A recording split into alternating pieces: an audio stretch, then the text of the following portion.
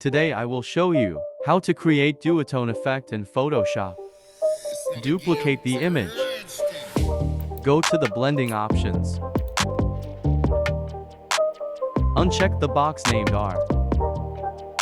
Click on OK button.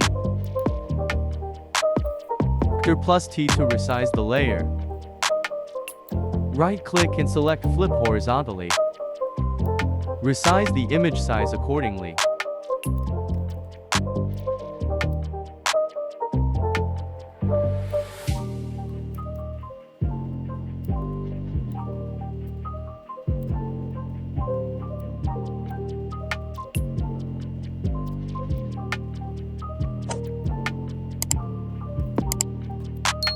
Your duotone effect is ready now. I hope you like this video.